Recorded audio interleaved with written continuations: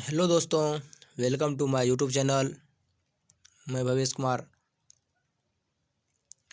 आज दोस्तों भारत के संविधान के इतिहास से संबंधित 20 महत्वपूर्ण क्वेश्चन देखेंगे, जो दोस्तों सभी एग्ज़ाम में बार बार पूछा जाता है।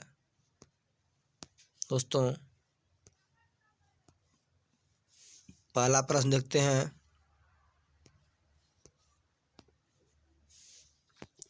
पहला प्रश्न है दोस्तों, निम्नलिखित में से किस अधिनियम द्वारा भारत के गवर्नर जनरल को अध्यादेश जारी करने की शक्ति प्रदान की गई? दोस्तों किस गवर्नर जनरल को अध्यादेश जारी करने की शक्ति प्रदान की गई? तो इसका आंसर हो जाएगा भारतीय परिषद अधिनियम 1861। क्या हो जाएगा दोस्तों? भारतीय परिषद अधिनियम 1861, यानी कि ऑप्शन नंबर ए हो जाएगा। दोस्तों बहुत ही इम्पोर्टेंट क्वेश्चन है। देखिए एसएससी सीजीएल 2002 में पूछा गया है। अगला प्रश्न देखते हैं। भारत के गवर्नर जनरल को किस एक्ट के द्वारा अपनी समिति के निर्णयों को अस्वीकार करने का अधिकार मिला? किस एक्ट के द्वारा अधिकार मिला दोस्तों?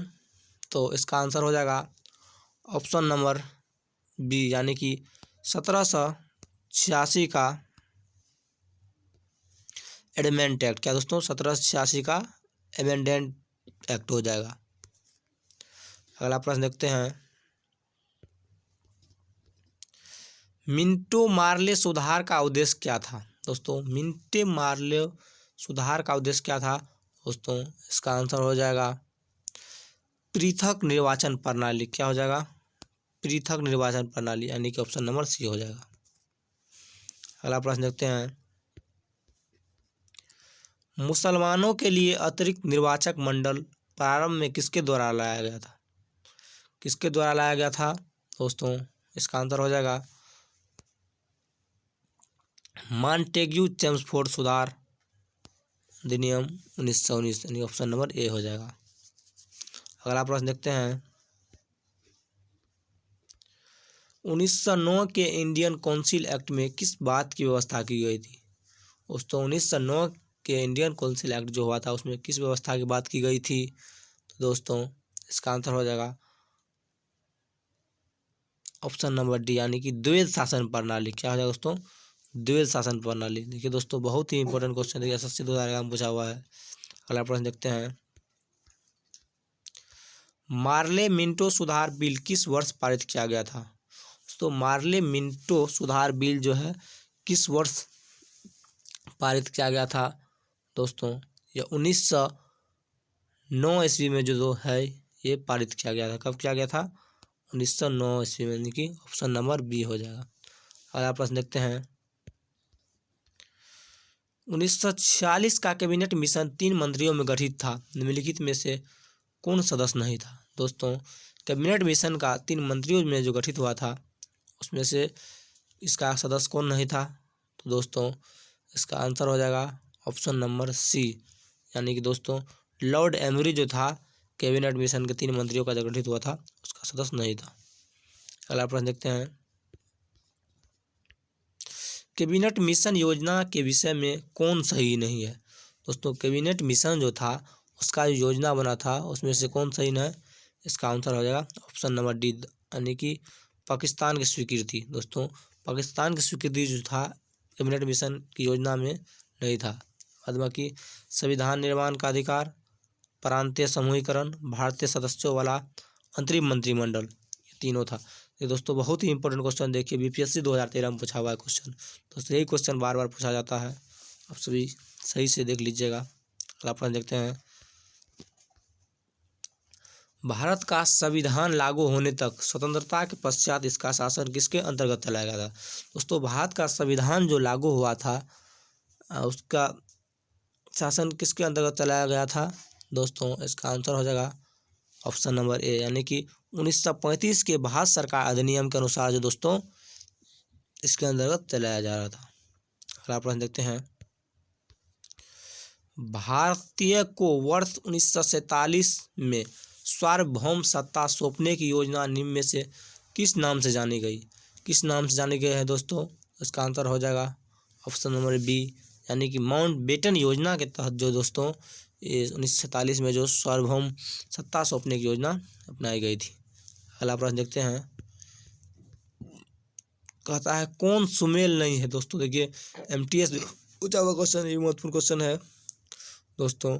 कहता है कौन सुमेल नहीं है, इसका आंसर हो जाएगा ऑप्शन नंबर सी, यानी कि साइमन कमीशन भारत विभाजन। देखिए दोस्तों ये भी सही है। भारत सरकार अधिनियम 1935 के द्वारा हुआ था संशोधन, कैबिनेट मिशन संविधान सभा गठन किया था, और मार्ले मिंटो सुधार जो था सांप्रदायिक प्रतिनिधित्व गठन किया था। लेकिन दोस्तों साइमन कमीशन जो था भारत विभाजन का निर्णय नहीं लिया था। इसका ऑप्शन हो जाएगा, क्या हो जाएगा, ऑप्शन नंबर सी हो जाएगा। अगला प्रश्न देखते हैं, BR अम्बेडकर और महात्मा गांधी के मध्य सन 1932 ईस्वी में जो हस्ताक्षर हुआ था, पुनः समझौता में प्रावधान था। पुनः समझौता में दोस्तों BR अम्बेडकर और महात्मा गांधी के बीच में क्या समझौता हुआ था, तो इसका आंसर हो जाएगा ऑप्शन नंबर डी, यानी कि निम्न वर्ग के लिए अम्बेडकर का कहना था दोस्तों, निम्न वर्ग के लिए आरक्षण सहित संयुक्त निर्वाचन क्षेत्र का मांग था। अगला प्रश्न देखते हैं, रेगुलेटिंग एक्ट कब पारित हुआ था। रेगुलेटिंग एक्ट कब पारित हुआ था दोस्तों, इसका आंसर हो जाएगा ऑप्शन नंबर ए, यानी कि 1773 ईस्वी में दोस्तों रेगुलेटिंग एक्ट पारित हुआ था। अगला प्रश्न देखते हैं, महारानी विक्टोरिया को भारत की सम्राज्ञी नियुक्त किया गया। दोस्तों महारानी विक्टोरिया जो थी उसको कब नियुक्त किया गया था दोस्तों, इसका आंसर हो जाएगा ऑप्शन नंबर बी, यानी कि 1858 ईस्वी में जो है दोस्तों उसको जो भारत का सम्राज्ञी नियुक्त किया गया था। कब, 1858 ईस्वी में। ऑप्शन नंबर बी हो जाएगा। अगला प्रश्न देखते हैं, मॉन्टेग्यू चेम्सफोर्ड सुधार में प्रावधानों का सार था। दोस्तों मॉन्टेग्यू चेम्सफोर्ड सुधार में प्रावधानों का सार था, तो किसका सार था दोस्तों, इसका आंसर हो जाएगा ऑप्शन नंबर सी, यानी कि प्रांत में दोहरा शासन के लिए क्या हो जाएगा, प्रांत में दोहरा शासन। अगला प्रश्न देखते हैं, अखिल भारतीय महासंघ स्थापित करने का प्रावधान शामिल किया गया था।